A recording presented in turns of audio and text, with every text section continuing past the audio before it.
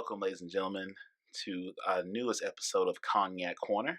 And today we have James Lewis. Say hello, James. What's up, everybody? How you doing? So me and James are Jesus. Me and James are new friends. Are we new friends though? It's like from afar. Right. Volleyball. Right, Volleyball pulled us together. Yeah, we've seen each other for years. We Right. just never made the proper introductions Right. or hung out till the week we had playoffs, and Nobody came, honey. nobody was there besides us, which is fine. And this is how we're having this great moment now. Right, we kicked it and drank. Absolutely, we did. Us, me, you, Corey. Shout out to you, Corey. You're supposed to be here. Yes, you are, Corey. So It's a shame. blame That is a yourself shame. missing this amazing conversation and moment. All right. So, James, you are my first gay man on Cognac Corner. Hey, everybody. What's up? Holler. How you doing? For my Wendy watchers. How you doing, Wendy? How you doing? How you doing? I do thank you for being the first. Yeah, sure. So, my first question is, when did you come out? So I came out whenever I was 18. Okay. I had experiences all whenever I was very young, and then 18, I was like, okay, finally, I need to break the mold, be who I want to be. I had girlfriends in high school. Mm-hmm. You know, you'll hear a lot of gay men with these types of stories, especially the older generation. They are married with children. You know, before it was like widely accepted. So yeah, I went through all that, and then there was just a turning point where I said, you know, enough's enough. I'm tired of being told who I should be, and I'm done. I'm just gonna be me, and I've never looked back since. And I encourage everyone to just be themselves. And so you came out at 18. Yeah. How did your parents take it? It's like, what was the process? So you played the role through your, I guess, under parents' rule, because they were probably funding your life. Okay. And then when you came grown at 18, you said, fuck, I'm going to live my best life. Yeah, right. Yeah. I was basically, so it was a turning point where I was trying to figure out what I wanted to do with my life. If I wanted to go to college or how I wanted to do it. And it was a kind of beauty school because my grandma and my cousin had both gone through beauty school and had salons and did their thing. So I kind of like fell in line. Just that artistic ability, I guess, that I had within me, that I enjoyed doing it. Ever since I was a kid, I loved watching my granny do it, and it was just something that I loved doing and like sharing that passion with her. And so for me, before I decided to make the jump to go to school, I was like, I really need to be honest with myself, because I have lived not so much like a fairy tale, but just not my true self. And so my dad had passed away when I was 16. So unfortunately, he never got a chance to know. Damn. Right. I mean, I'm sure to some degree he knew, because my mom just kind of, when I told my mom, she was just like, and, it's like kind of like she already knew. And what's interesting about, my story is that I grew up incredibly religious. My family is Southern Baptist. Shit. So people on my end of that spectrum, typically don't ever come out, because it's just the backlash that they receive with their family and all of that. So for me, it wasn't. I mean, it was hard at first, and then the rest of my family just slowly kind of fell in line and figured it out. And I don't know, it was just like a transition that everyone just kind of had a feeling. Everyone just kind of knew, and then it was just like, well, duh. And it just, I don't know. It's kind of like it just became accepted. Whenever I started bringing men around, they were like, well, I guess he's finally gay. Like, oh, so you gay. Right, exactly. Thank you, right there. Rub it in their face, honey. But, yeah, no, it was, it wasn't too difficult for me. And this whole thing, I read a lot of stuff that people post, and even people in my family that say, you can't be Christian and be gay. Well, I'm sorry, yes, you can. You can have a relationship with God and be gay. Who the fuck made me gay? Right. First of all, I just didn't dream this up, and it's not a choice. Let me just tell all your listeners out there, anyone that's questioning that has a problem, it is not a choice, honey. I'm sorry to tell you. You either are or you're not. Just like you wake up every day, you don't choose to be straight. Right. You fall in line and say, this is what I like. Well, me too. Right. I was born black. I'm like, thank you. I can't change my skin color. Well, let me pick the hardest color. Yeah, I know. Some of this. Oh, I'll take that hue right there. Yeah, give me that color. If I could have done that, I would have said a little bit darker, please. Thanks, God. Yeah, exactly. Not quite Wesley, but living like Drake. No, in between, maybe some of that. Right. I want to be light skinned. Yeah. So you are a stylist by profession? I was, yeah. I was a stylist. Now I do an analyst job. Business analyst, marketing, graphic design, and contracts is my thing now. Damn. So yeah, still in the creative field, but just not person to person like this. I do everything now over instant message and video chat. Okay. Yeah. Okay. How'd you get from hair to doing that? I started in the field in hair. I mean, this is not difficult to figure out. Salon owners, it's all about business, and business has always been something that has just struck me. I just love entrepreneurship and people that are in business. They're interesting to watch. It's almost like whenever you have a hamster in a cage, you're constantly chasing and chasing and chasing. You're chasing dreams you're trying to get clients, you're trying to make money, you're trying to stay afloat, keep the business alive. Like you're out there doing that hustle. Yeah. And so it's always been a fascination to me. People think that when they see that, they just get exhausted to watch people get out there and get that hustle, make the money, get their business up and go on startups and such. For me, I find it exhilarating. I love seeing, startups that just like come about, and then the next thing you know, they're like, okay, now we're taking stocks and whatever, like who wants to, give us the capital, we need the money, whatever, you know what I mean? And they just come up like Amazon. Look at Amazon. For an example, we're not going to talk a lot about Amazon. But look, I have my opinions, but please enlighten me. I have mine too. But look at how quickly Amazon came about. Now, they took over a market. We didn't even know we had a hole in that market until they came about. And then it's like, okay, now all the other brick and mortar stores are just suffering. So actually, whenever I was going to school, what I essentially wanted to do is I wanted to try to develop apps and create software programs and, social media markets that could help small businesses really support each other and help them bring up. Okay, yeah. But then, of course, Amazon squashed that because they brought out the marketplace. Yeah. So you could create your own space on their social site, right? Which has, millions of hits an hour. Yeah. And then they could sell on that site. Now, I don't know enough about that in the marketplace and how that all works, for the Amazon people out there, but essentially, I wanted to create something a little bit more private. Yeah. In that sense. Yeah. Yeah. And the thing about Amazon that I've learned recently, just from watching documentaries and like a really good show I was just watching too, was Patriot Act with Hassan Minaj on Netflix, and he just I read his book, and like the book was cool, but like I didn't have the same feeling from that book about what's his name? What's the guy's name of Amazon? Elon Musk. No, that's not. I'm thinking Tesla. Yeah. Am I thinking Tesla? You thinking Tesla and the Boring I just Company. watched him on Saturday Night Live. We're gonna look him up. What is the guy from Amazon? Whatever his name is. His book was cool. Just on Saturday Night Live. It wasn't like it didn't feel the same way I felt. I didn't feel the same way I felt when I read like Phil Knight's book with Nike. It felt. Are you thinking of just Jeff Bezos? Jeff Bezos. Yeah, Jeff Bezos. Like my coworker hates him. It is the point. Like if you're a small business and you get on that platform and become successful, they copy you, then put you out of business. Like fuck. Like you can't win for losing. Let's to a degree. Apple is a good, shout out to Apple. Without them, I would have no podcast. Thank you. And everything. I'm in the ecosystem. Let me just throw that out there before I get You get my money religiously. Thank you. Every time. Upgrade. Okay, here I go. But they kind of created the same thing. BlackBerry came out. They had their little device. Nokia had their little device. Apple came out and they sideswept the whole nation with, okay, here's a better device. We took what all they did and made it better. And that continues to happen. Whenever, you have these new releases, who comes out with all the shit first? Samsung, LG, Sony, they come out with all their stuff. And then Apple is the last to carry. Like, look at the Google Pixel phone. Right. Pixel came out actually in October this year, so that's a lie.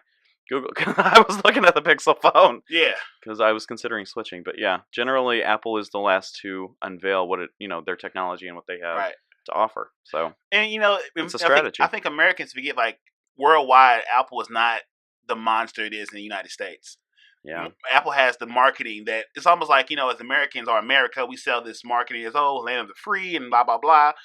But we do a lot of the same dirty shit as countries we supposedly hate. We just have a better PR engine. And Apple's the same way. You know what I'm saying? Like, I'm sold, but I understand those that enjoy the freedom and the openness of other platforms. But what Apple does great is with closed ecosystem for people that are not that technically sound or just need simplicity and style. Because we like nice looking shit. We sure do, and we don't mind paying for it. It satisfies that American. It's an absolute want. Yeah. It's not a need anymore. It's a want. Yeah. Did I need to upgrade my iPhone to the newest one from the 7 Plus? Hell no. But I wanted to do it. There was some need. Found out they was fucking us with the software upgrade. Obsolescence. It was the obsolescence. I had to look that up. My coworker said, "Oh yeah, your phone's messed up because of obsolescence, planned obsolescence." I was like, "No, they wouldn't do that." They did it. They absolutely did it. and got caught in the it got caught. What pissed me off about Apple is that I had the iPhone 7 Plus and I got this jet black thing, and it was like it's the last one I'm ever gonna buy. You know how you say things like that. And I had it for 2 years. And what pissed me off is that I did a software upgrade to the newest, whatever it was, 11 at the time or 10, I don't know. And it basically, my battery went from 52%, because you got to be above 50 to do the upgrade. Yeah. And it was still plugged in, down to 2%. I was like, this isn't right. Yeah. It didn't take a whole day to do this update. Right. And so then I called Apple as soon as it was downloaded, and I said, this is what happened. And they're like, oh, it's probably nothing. To put it back on the charger, it's fine. I was like, okay, we lived like that for a while. And then they came out in the headlines. Oh, there's an issue with the batteries overheating and blah, blah, blah, blah. They were like, instead of $79 for a new battery for your phone, we'll charge you $29. And I was like, bitch, that should be free. Yeah, you fucked it up. This problem. Thank you. So I called and complained, but whatever. I was like, you know what? I'm not going to pay the $29 to get my battery fixed. I'll jump into another phone. And there's probably people out there that are like, well, why would you do that? It's a waste of money. Because you get the better technology. Yeah. It changes every single solitary time. My camera was crap compared to the new camera. Correct. It's terrible. Yeah. Correct. So, all right, back to the gay thing. Back to the gay thing. The homo. We had an Apple tangent. We can always talk technology and business. Yeah, absolutely. Right. And we'll get back to those very shortly. So my question is, how is the gay scene in St. Louis? How is it? Where is it? And where do you think it's going next? Oh, honey. I have traveled a lot. So let me start there. I've traveled a lot this summer. It's been an absolute blessing to go to a lot of different cities and check out a lot of different communities. So in comparison, I'll talk our community here, and then I'll venture out and tell you about it in other cities. So here it's very different. The gay ecosystem, I'll call it here, is very cliquey. So you have groups of sports, you have groups of just bitchiness. You have your catty groups of the younger. Now, I'm 32. Let me just throw it out there. So whenever I was growing up, it was much different. We were all very much in this ecosystem together of support of, we're not fully accepted, but we're tolerated, and if we don't pull together, we're going to get beat the fuck up. So we might as well join arms together, make a chain, and support each other and love each other and create and just cohabitat. That's basically what it was. Well, now it's different. Of course, it's more widely accepted, obviously, and so it's easier to kind of come out now than it was whenever I came out. Yeah. And so as a result, it's much different. The bars have even changed. Whenever I was 18, 16, going out to the bars, 21, we just danced all night. You would get to the bar at 9:30, 10 o'clock. You'd watch the drag show. You would dance till 4 in the morning, not realizing what time it was, because you had been, given some drinks in the middle of the night, illegally. Walk out the door to the car, and there's the sun. You're like, oh, shit. Oh, boy. That feeling of just disgust, overwhelmed, food, like just drunk, everything. A nasty feeling. But you know what? You went on about your business and went to work 4 hours later. It was terrible. But I was young. I could do that back then. Now, thank you. Right now, it's not like that. When 4 days to get back right. Yeah, more than you know. Now, whenever you go to the bars, nothing against the bar owners, who I absolutely love. The kids just stand around. They stand around, they talk, they're on their phone, they're texting, and they're just drinking. They're standing. Yeah. Honey, I was skinny and muscular as fuck, because all we did was just dance and dance and keep dancing again. And whatever they passed around is whatever you had. Yeah. Whatever it was. And that's the same. And it can be bad or good. I think it's just the generation has changed. They have so much access to... It is access. Good word. To it. So, it's not... They don't appreciate the moment. No, and I think it's interesting. I was watching the new Will and Grace when it, started back. Yeah. The new season of Will and Grace. Yeah. And one of the actors on there, I can't think of his name, but I love him from Pitch Perfect, the guy, I don't know, was hitting on Will, and Will made a really awesome point, which I'm glad that they struck that, and it struck a chord within me, that it was not always this easy. It was not always easy being gay. It was not always free to be gay. Yeah. It was a much harder life, and so... No offense to people of, a different age that are younger and even that are older, because it's been easier on me than it's been on them. Correct. As it's been, harder on me as it's been on them. Yeah. Other way around. But, you have to appreciate and accept where we've come from, where we've been, how far we've taken it, and where we're going. Right. And so, you can't forget that. And one of the things that people always bitch to me about Pride for is, it's basically just like what we call Whorefest. You walk the streets, whatever you see is what you get, honey. You see a Johnny on the spot, there's a tree over there, I'll see you at the bar later, whatever. And yes, to a degree that is that is a piece of maybe what it is. But you have to remember what Pride is about, and I think that's one of my biggest complaints. I just totally did a full circle out of this conversation. You get taken for granted. Right. Yeah. Pride was mainly a celebration of how far we've come and the fact that we're all celebrating it together, and that, like I said, we were a chain. We supported each other.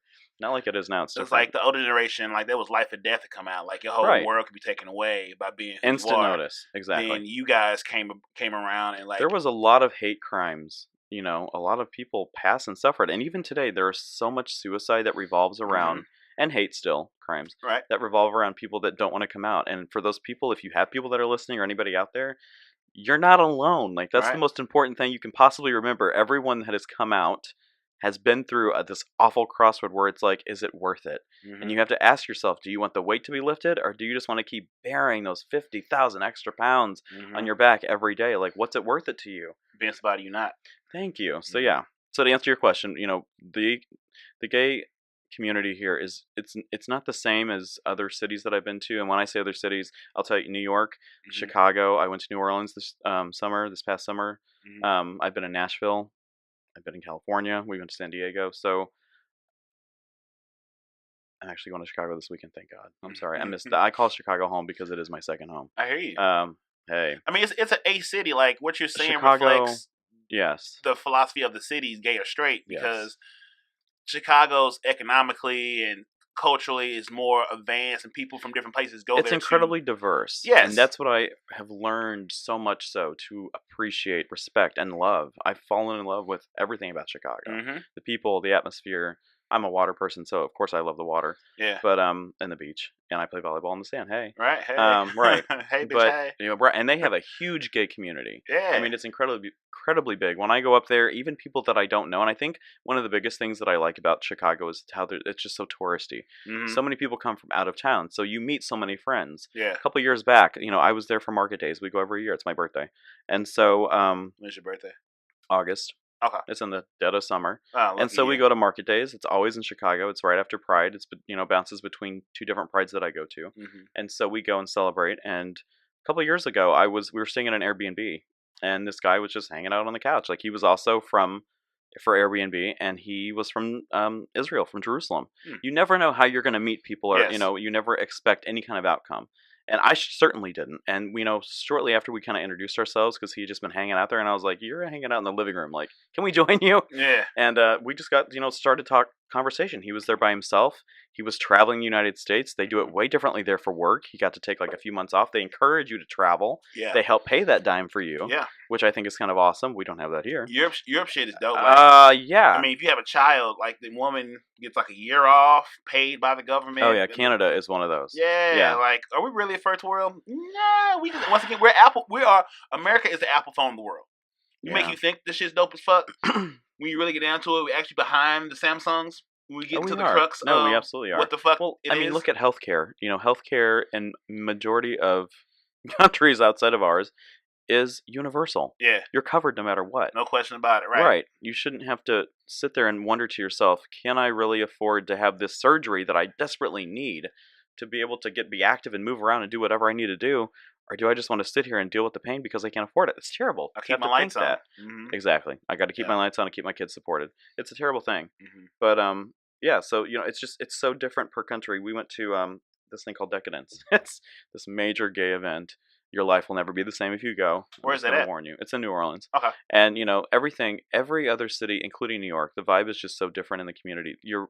I feel more supported whenever I'm in a different city than I do when I'm here. Yeah. But that you have to take gay men, shout out to you gay men.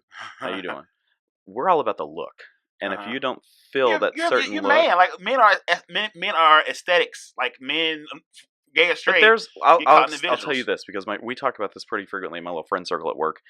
Straight men look at each other and other men differently than gay men look at each other and other men. When a straight man looks at a guy, typically they don't really do a lot of the eye contact. It's more like, where's the tip of your nose, your mouth, maybe like your forehead. Like they don't look like, sometimes they'll look directly at you, but not typically. Whereas a gay man, like, we're analyzing your face. It's like I got the radar vision and I'm like, okay, what's perfect, what's not. You know what I mean? Like we look like at you, RoboCop. eye color, right?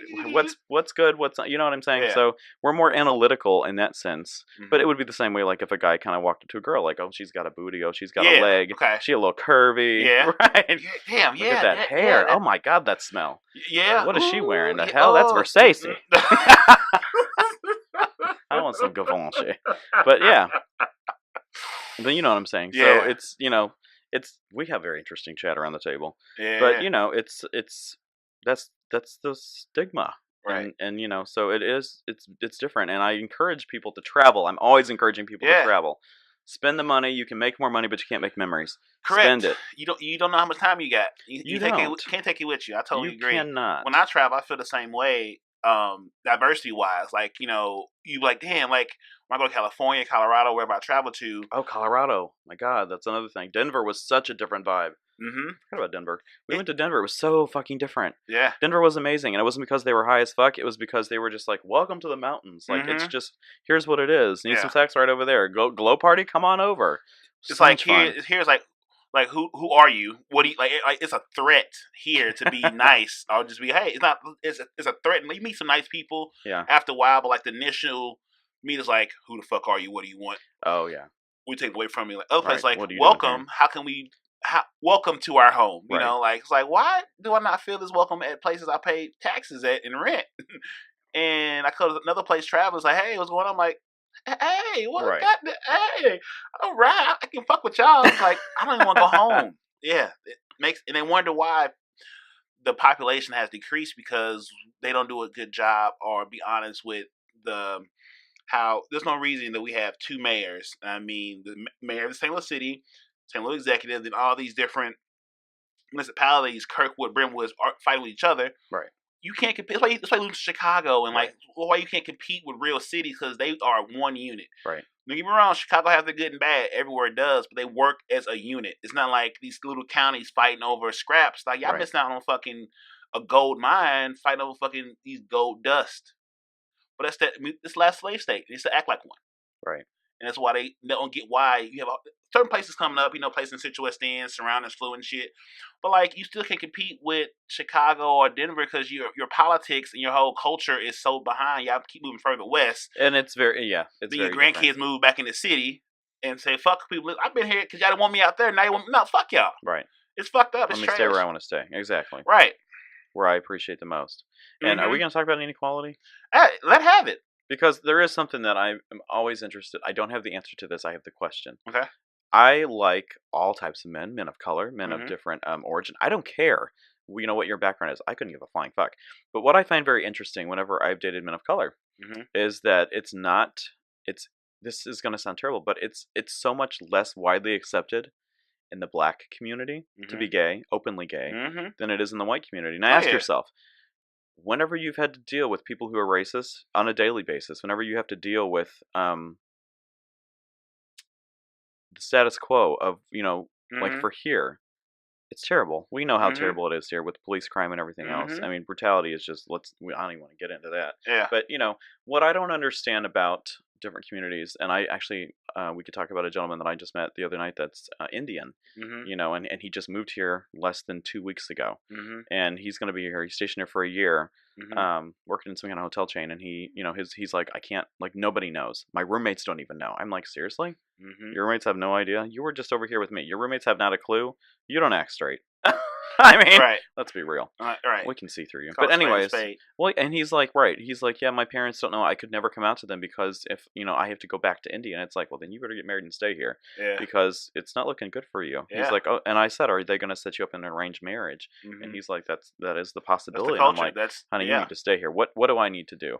How can I help you? What do I need to do? Sign here. Stay, bitch, stay. But I find that to be very ironic. There's so much irony in that whenever it is not widely accepted across the black community to be gay, whenever you all have had to deal with so much. Isn't that baffling? I don't understand. I've asked my people that too. On my side, I've asked my friends, like, can you answer this question? No one knows the answer to that question. You all, and that includes us too. We all want to be treated equal. We were all created equal. We want to be treated equal. But there's so much out there that's so negative in the community for people of color to come out as, and be them who they are. I think the best answer I have for that question would be like, we as black people, we still suffer from slave mentality. Absolutely. And we attach ourselves to a religion that wasn't ours, which being Christianity, to get us through the pain of slavery. Next year will be 400 years since we first arrived on this country, 1619. So we've only been free with air quotes since 1954. Right. So that's not a big window. Right. And like being in an abusive relationship, that mental abuse is hard to let go. So when you are also rewarded for bad behavior, misogynistic music, and everything comes along with it, being gay, you're born gay. You're not something you choose. You wouldn't choose that struggle. No. At all. Nobody would choose that struggle. When you're black, you have to deal with being black first. Right. That's a struggle. Then I have to be gay and black, and that's why. And then the cost is so high because there's two things are considered negative, depends on your audience, that you have to overcome. Everyone's not strong enough to do so. That's true. Because the cost, you lose your family, is so much. We don't have much to begin a lot. with. Right. Thank you. What I'm saying? You're losing so much as it is. Yeah. Yeah, so like either tough. It's hard to, usually when I see gay guys, they come out like super gay and they own it and they just like, motherfucker, I'm gay, come get you some. Yeah.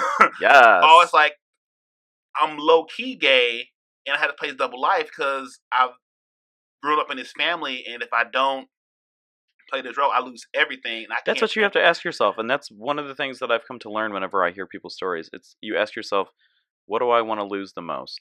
How much can I lose before it's like not worth it? Because it's so fragile. We already don't have enough. Fragile.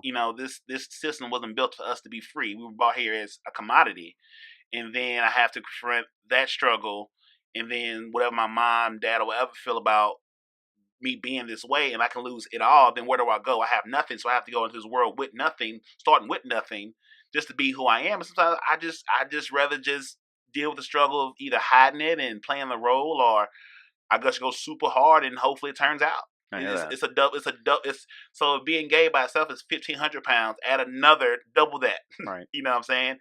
And so it's costly. But those that are strong enough to get through it, at least are able to meet people to help them get out of it, support them through that process, they turn out good on the other side. But everyone doesn't always have that economical, cultural support system. So you just sort of have to bear it until hopefully you get to the point to where you can get out or have things fall your way to say, I can afford to come out. Right. Because we're capitalist society. Money is what it is. So that's the best way I would handle it, is that double weight.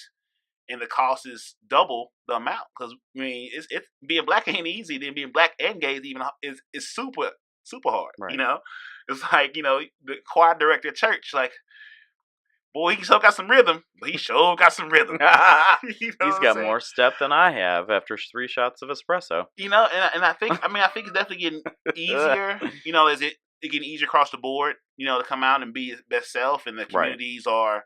Oh yeah, the culture has opened up so much more. Yeah, and the diversity and the acceptance. Yeah, and I think that is going to help the youth. And like, I think the internet is a tool that's showing that you can find that place to be your best self, and maybe you might have to just throw your family away. You can't.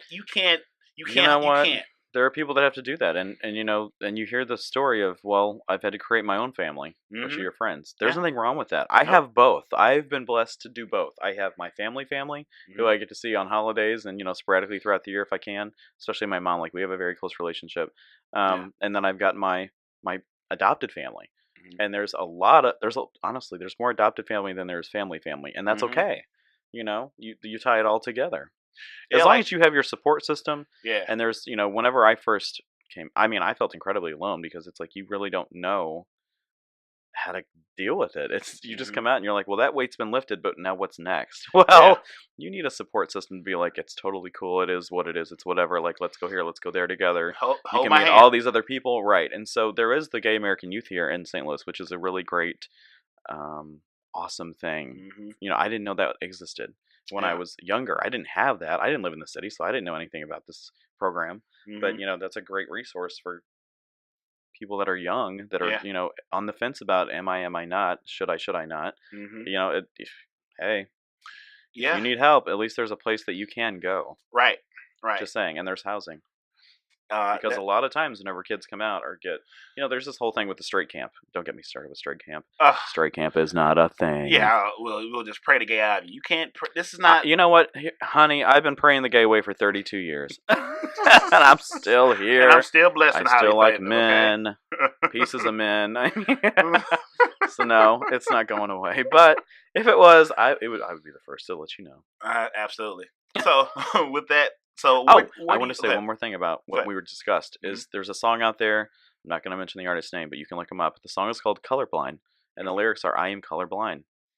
Please don't listen to this channel if you have any racism in you. That's all I'm going to say. Oh yeah, I'll play that shit. Honey. I don't. Yeah, we don't play those games. But listen to the song because it's a great song. I have it on my phone, but it's a great song. What's the artist? You want me to look it up? Yeah, please let the audience. My friend actually introduced me to this song. Let the audience know. It's incredible. It's an incredible song. I'll sing it at open mic for you. Hey. Hello. I can plug my voice. Hello. Let me get in my playlist. The song is called "Colorblind," and it is by the Counting Crows. Hey. Oh, hey, I like the Count. I'm familiar with those guys. Yeah. It's an older song, but it's worth a listen. It's a slow song. It's nothing like upbeat and crazy like Uptown Funk You Up, but it's, yeah, it's worth a listen. No, definitely give it a listen, good guys. Anytime you have a platform, anytime you have a platform. That's a game winner. Yes! Absolutely. Round of applause for the audience. Thank you. Thank you, James, for sharing. Thank you. Hope they appreciate that in the audience. So where do you meet your dates? Like, where do you meet? Like, when I say meet, like, give me your physical places and like on what are the sites? I know we have Tinder and we have such and such. What are those options? Yeah, so you all have Tinder and correct me if I'm wrong, but I believe that what I've been told is that Tinder is more for the hookup in the straight world. Personally, I feel it is what you want it to be. Right. I always have you make it what you want it. Right. You know what I'm saying? Like there's no difference between the bar and Tinder. Is just that it's been what you there for. If I go to the bar, I'm on some fuck shit. I'm on some fuck shit. Right. I'm going to the bar, I'm looking for a boo. I'm going there for a boo. So it's the same thing. I'm sitting on the bar still looking. Yeah. Right. What's the difference? Not a game. Right. Might be different, but if you can score in real life, it translates over to the sites. It's true. Now, if you only good in sites and you suck in real life, now you got a problem. Yeah. Because you're missing the connection there. Many of the people that can kill it on text and shit, they get in person be. Yeah. Who the fuck are you? Like, you talking that shit. Personality. Yeah. It's all in your fingertips, honey. Come on now. That magic in the fingers. And now we see here looking crazy. I'm like, who the fuck? I thought who the person I met on? Yeah. It's just real shit. For us, it's Grindr. Everybody out there, I'm sure, has heard of Grindr. Okay. Grindr is pretty much more of hookup than anything else.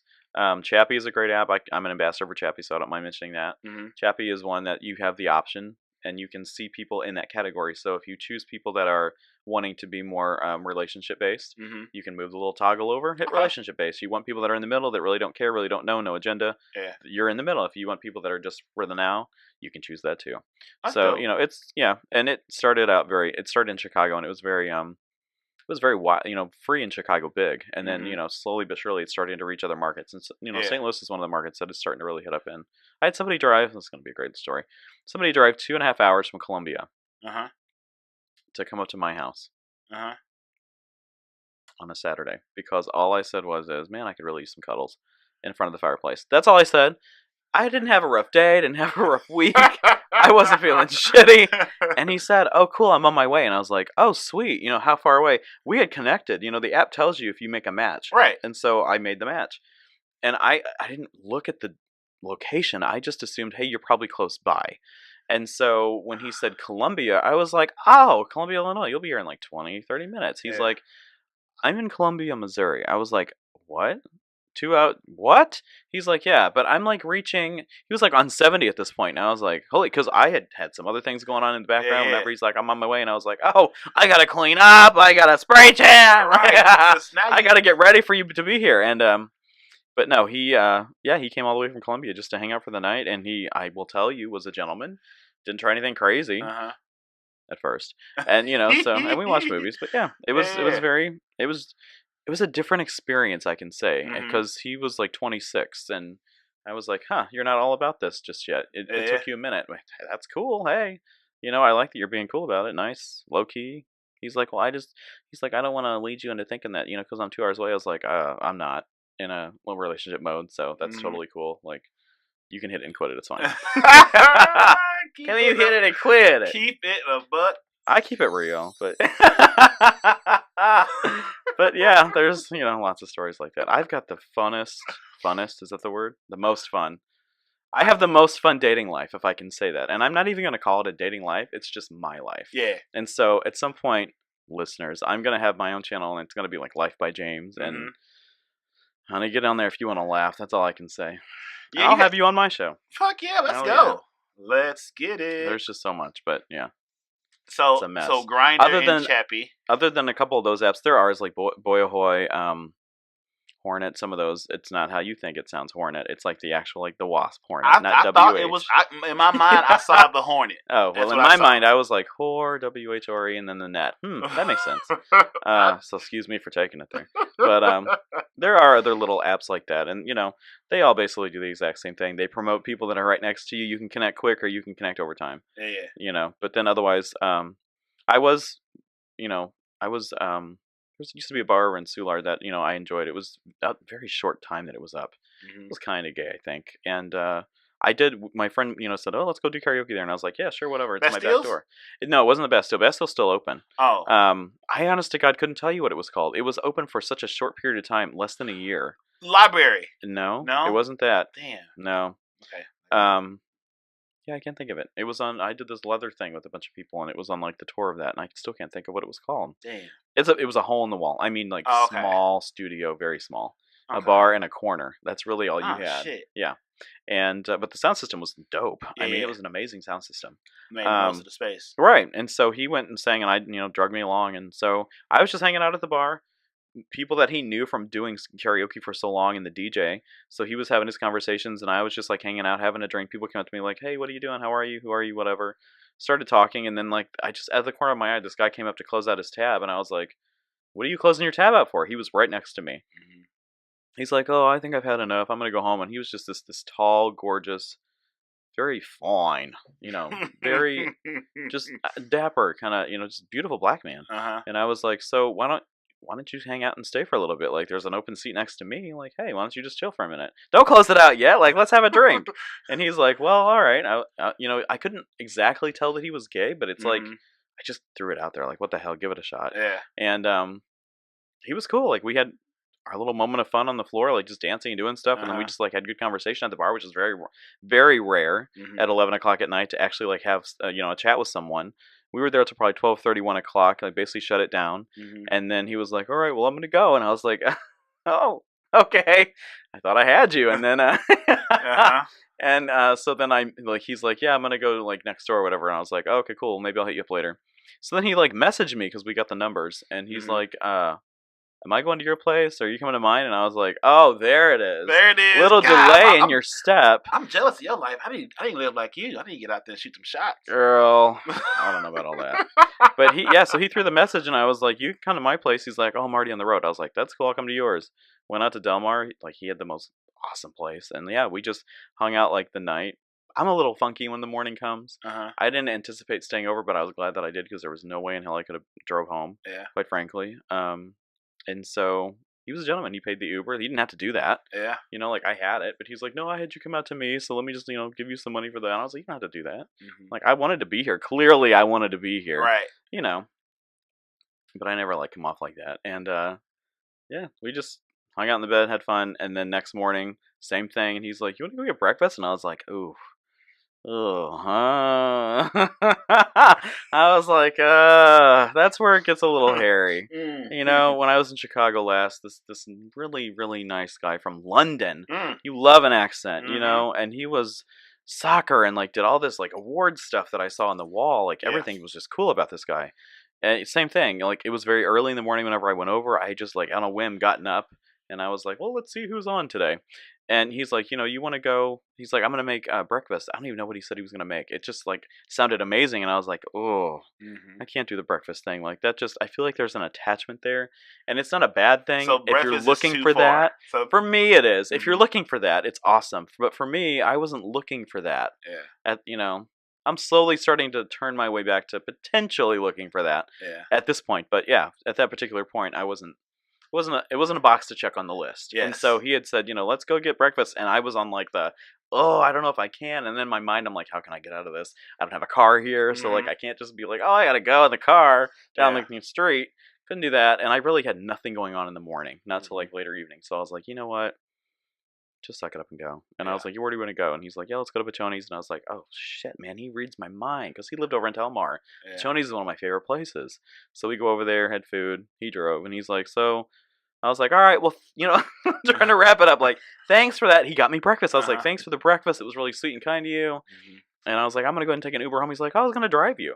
I was like, you want to drive me home? Like, I kind of live a little farther than you do. I'm in the city. And he's like, no, it's fine. I want to drive. And I was like, damn, he's crossing off all the boxes that, I'm not even thinking of. Yeah. So, you open the door, got in the car. I was like, motherfuck, this guy's going to try to get me. He was doing all the things right. And then the music was good. We're on the same, like, eclectic palette, which isn't hard to be. But, he had all the music. He's like, hey, you heard this song? And I was like, no, he's over there jamming. I was like, yes, you like it. Okay. Yes. Outside of the bar, you can still get down. Okay, that's cool when you're sober. But, yeah, he dropped me off, and I was just like, do I invite him in my mind? And in my body, I was like, no, I just want to go lay in my bed. I've had 3 hours of sleep at best. Like I just want to just get in my shower and go to bed. I just want to die in the bed. And so, yeah, that's what I did. We ended up having a date a couple months later because we'd reconnected, but he ended up going back to Washington. So, yeah, I'm not sad about it. You saw you had a great fucking time. I mean, yeah, I look at these experiences, and I hope I'm not looking at them wrong. To me, they don't look wrong. It's a reason, a blessing, a lesson, whatever you want to call it, like season, reason, lifetime, all of it. And so I don't take these as bad experiences because it's like I got to enjoy you for the time that you were here, and even though it's over, I still got to take away a lot of cool stuff from that. You live one of my favorite quotes is like, I'm not mad that you're leaving. I'm happy. No, it goes like, don't be sad that it's over. Be happy that it happened. Exactly. That's, it's taken some time to get to that place in my life, but, quite frankly, it's just easier to say, I don't have an attachment, That's one of the reasons why I really enjoy being single. It's so nice to be able to come home. I say this to people all the time, so if anybody wants relationship advice, be single for a little bit longer. Just think about it whenever you go home, unlock the door, keys on the table, feet on the coffee table or the couch, you got the TV on, and you're just chilling, you're just relaxing, you owe nobody nothing. Right. You don't have to do anything. I don't have to wear something shitty for you. I don't have to cook something crappy for you or amazing. I don't have to do anything. I can just pet the cat, pet the dog, feed up, do my own thing, not cook. Quite frankly, I go out to eat so damn much, because it's an easier life that way, and I appreciate that. I've learned to love it. I mean, quite frankly, people say, I was on a date-ish last night. I told this guy, hey, I'll go to the coffee house, and he's like, yeah, I'm totally there. And so he went, and we had... Which coffee house? I go to Park Avenue, Lafayette Square. Oh, okay, I've been there. Love Park Avenue. And so we hung out there, talked. We have a lot in common, learned a lot. Like, we kind of have parallel lives, which is a little freaky, but hey, people, it is what it is. And so then we kind of, chilled around walking the park, and we met from a hookup. It was just a hookup. And then it was like, hey, you want to? And I was like, yeah, sure, why not? Let's, hang out again, do whatever. And so, yeah, there was a connection, a little bit of a connection there. So yeah, you never know how you're going to meet people. No. I knew my boss whenever I first turned a salon and I was working. The boss that I adored was gay, and he was my age now, actually. And he had a guy that he had met who was like 26 or 7 or 8 on one of the hookup apps, and they hooked up, and then it just turned into a 10-year relationship. Like overnight. Damn. Like next thing, he's like, yeah, we've been together for 10 years, but we met from Adam for Adam. And I was like, oh, okay, that's cool. Isn't that just for sex? He's like, yeah, but the sex was so good, he just kept coming back. And I was like, yes! That's how you market yourself however you have to do it.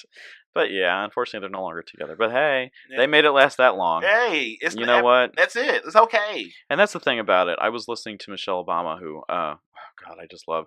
She was doing an interview about her book, and the interviewer said, how have you guys lasted for so long? And she said, honey, there have been some ups and some downs, and it's been rough and tough, but you got to keep the work. Yeah. And you got to put the work in, and you got to, Barack wanted to get a book whenever we were going through a tough time, and he's the intellectual that wants to study it and say, yeah, we can overcome this, and we're gonna troubleshoot it together and support each other, and we're gonna read it from a book. And she's like, no, I want to go to a counselor, right? A person. I want someone that is gonna side with me. And then she found out, and this is a great thing, and I've been guilty of this too, that you never let somebody else determine what makes you happy. Don't let somebody else determine your happiness for you. That lives within you.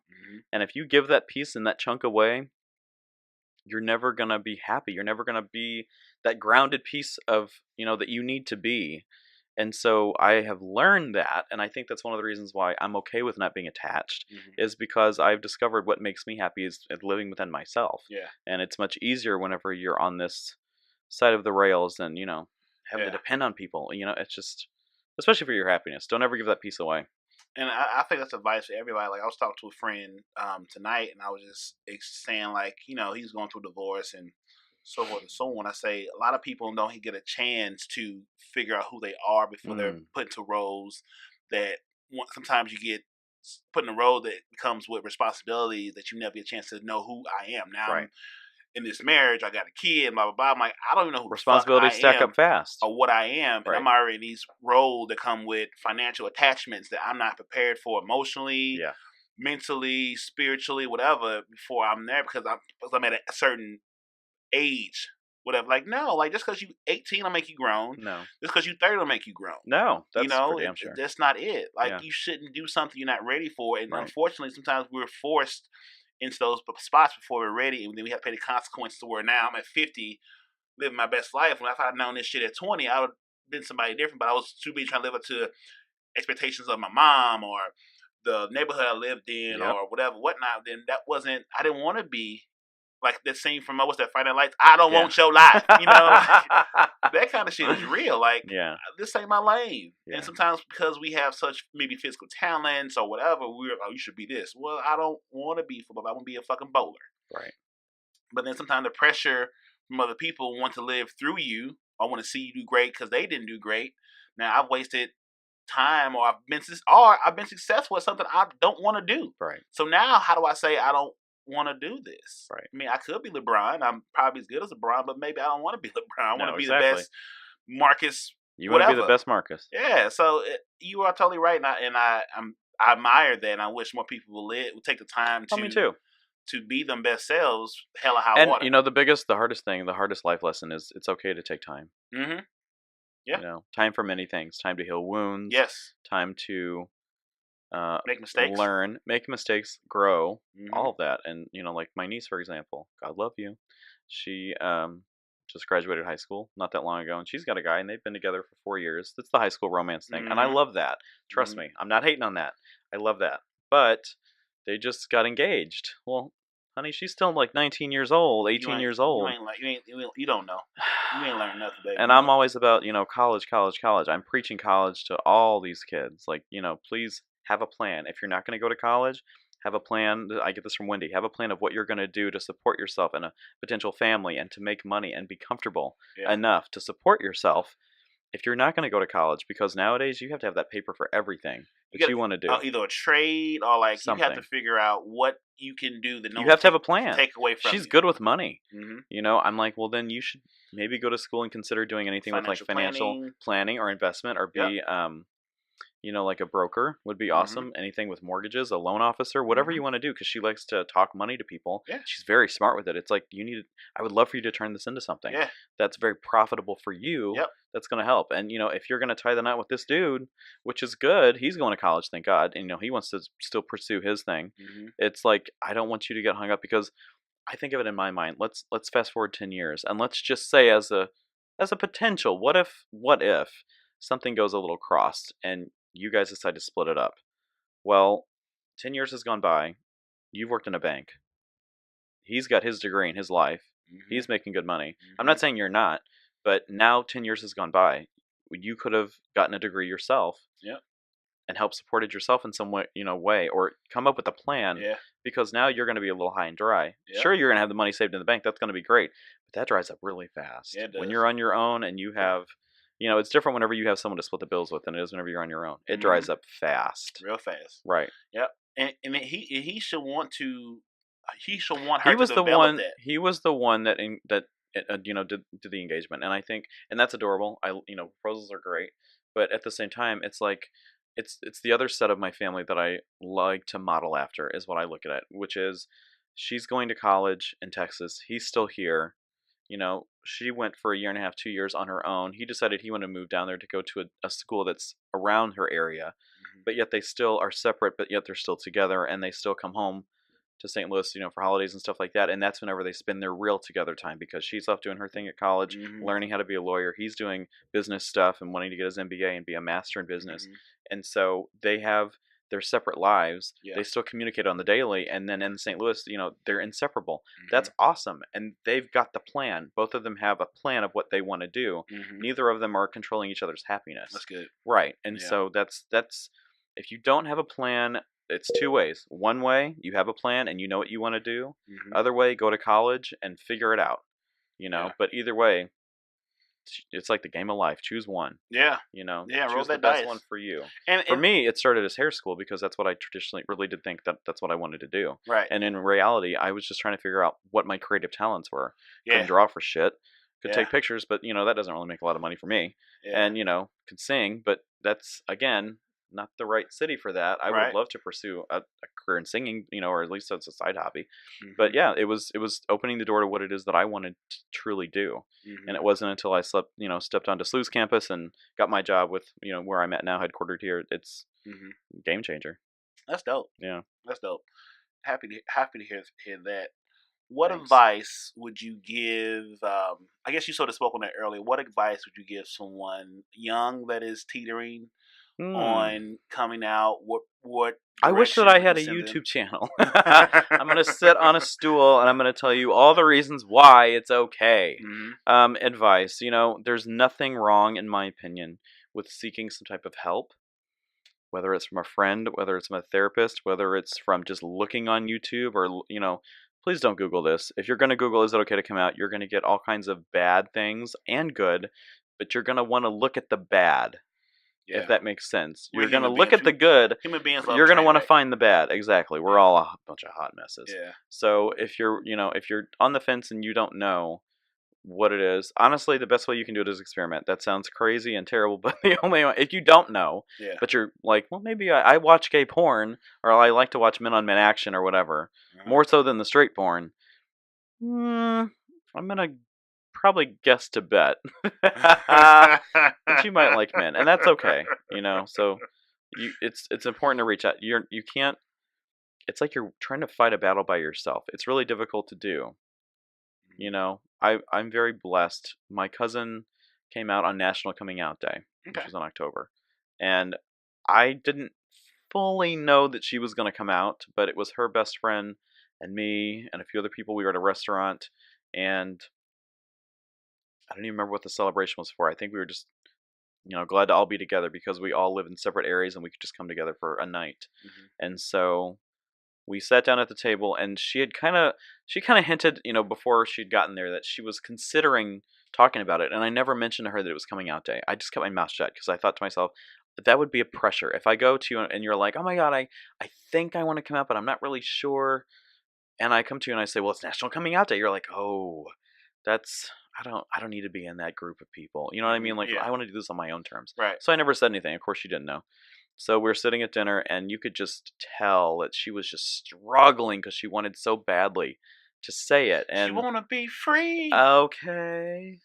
And so, and I already knew, because she had said to me, like, I think this is, and I said, it never, until you can fully say, I am a lesbian, I am gay, you're not accepting it yourself. Yeah. And I get that because of family background and all that jazz. So anyways, in front of her best friend, we were at dinner and all these other people, and she said, kind of like how Ellen did it in her show, she was like, I'm gay. Like, just came out, and there was such a build up, and she said, I don't know how to say this. And Charmaine's like, just tell me whatever you have to say. Just tell me whatever it is. I may have told Charmaine, like, you might be hearing something that you probably already knew. Yeah. And so anyway, so then whenever she said it, like, you could just feel the weight. You could just sense it. Energy was just so different at that point, where she just felt like this sense of Yeah. It's such an awesome feeling whenever you can say, "This is who I am. I'm accepting it myself. To hell with everybody else, but I'm accepting it." And whenever she said that, Charmaine got up, she hugged her, and she said, "Of course you are. I've known, and who cares? And so what? And what's the big deal? And it's not. I'm so proud of you, and for doing this and whatever." And then I may have set up a coming out party already in the works with my friends who were at a bar, and I was like, "Is everything ready?" Just in case. In case. And then we showed up, and I was like, "Oh, by the way, there's a party for you. Open the door," and everyone was like, "Oh my god, yeah!" She was blown away. It was cute. Free. Hey, yes. That's the young lady. That's cute. So what has been your biggest struggle or your lowest point, and what has been your highest high thus far?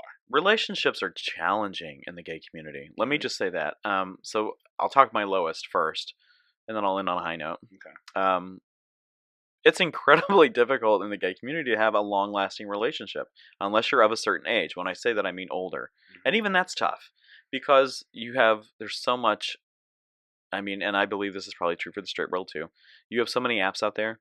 Mm-hmm. You have so many opportunities, as we call them, to find alternatives. Mm-hmm. I'm not happy today. We had a fight, whatever. Well, I'm just going to jump on this app. I can go on, what used to be Craigslist, personal sites, and just find a quick fuck. Yeah. And then somehow it resonates within me that that's okay, and I've vindicated it because we had a fight, and I'm going to go back like nothing happened. Yeah. Bitch, that's not how it works. If you want to be monogamous, then you need to stay monogamous. If you want to be poly, following that. If you want to be open, have that discussion. Yeah.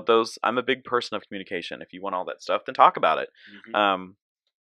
And for me, the struggle has been finding a relationship where they don't cheat. Mm-hmm. Or if they want to be open, which I've not discovered that yet with someone who said, I actually want to be open, so I don't want to be closed down. I haven't had that discussion. When that bridge comes, I'll cross it. Right. But yeah, for the people who have said, I want to be monogamous, it's not what it seems to be. They cheat. And it's even better whenever, you show them pictures and say, this is you on a site, and being I messy. Saw it. Right, yeah. Being messy. Yeah. A friend saw. Yeah. Somebody told me. Yeah. Cameras prove. Yeah. And that person's like, that's not me. That's not. Receipts. I have the receipts. And the person's like, that's not me. And it's like, okay. Motherfucker. I gotta leave, right? Because clearly you're living the Trump life. I gotta get the fuck out of here. Get the fuck out of here, yes. So that's the lowest. Trying to get in a relationship. And for me, it's been, my longest was 4 years. 3.5 was, or 2.5 was my second. And, but this, in general, relationships are a struggle. Yeah. And it is, technology has made it so easy to have your little nookie on the side if that's what you want. And that makes it difficult for people who are not in relationships like that, where it's open. Otherwise, the highest point, honestly, is I love my fucking life. I mean, I live a fairy tale. I do what I want to do. I almost say what I want to say. And, I'm really out there just to make people happy. I thought, wouldn't it be fun if, as like a part-time hobby, I was some kind of gay comedian? Because my life experiences are funny as shit. I don't think of them as funny at the time. Yeah. But then whenever the friend circle is sitting and we're talking, it's like, what happened in your life today or this week or whatever? Even whenever we were just talking about like random shit in my life that happened, like I'm not gonna get on that, but because it's a fun ride being in my shoes. Let me just tell you, it's just making people laugh because of the shit that happens in my life. Right. Makes me happy because I don't ask for this to happen. It just comes, and I don't say no to it because it's funny. No pun the things intended. that, right. Exactly. The things that happen are just funny. They're just funny and they make the best stories and you can't make this shit up. That's what you got to love about it. I've been approached to do, like, you should be on reality. You should do some kind of reality thing where the cameras follow you because drama and just funny stuff follow you. You don't ask for it. It just things just happen. Mm-hmm. God, if my best friend was here, you would be able to fill this whole hour just on her life and me looking at her like, and I can tell you it all happened. Shit. But yeah, it's just, I just love me. All the bad, all the good.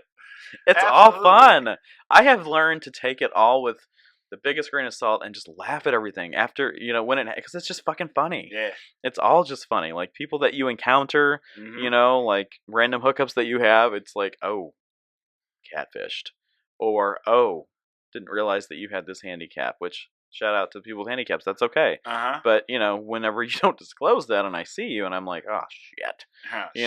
Then you're like, I got to SOS somebody real quick to get me out of this situation because this is bad. Because this is bad. And I've, so many times I've had to do that, especially in the last month or so. Oh, well, please help me. Yeah, it's luckily I have a reliable source that I can always count on to SOS and be like, oh my god, in this terrible car accident, you gotta come down here. I'm like, oh my god, where is it? Like, oh, you gotta go.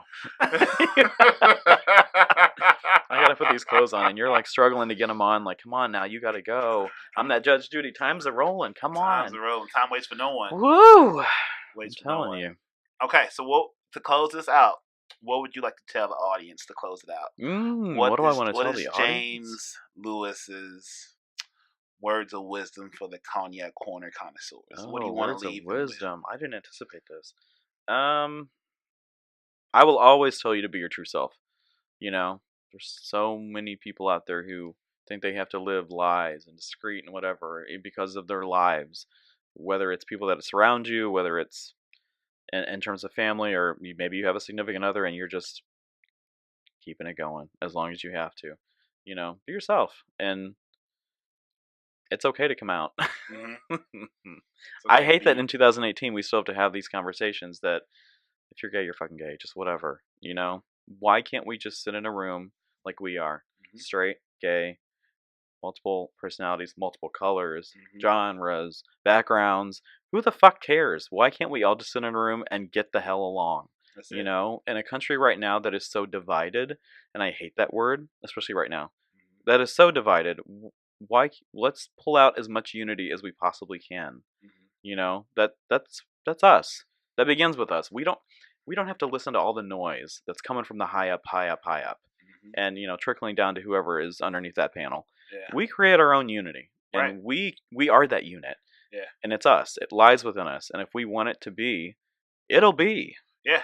We all gotta do our part. Right. It's okay. So let's all be a unit. Well, I want to thank James for coming to Cognac Corner. Thanks for having me.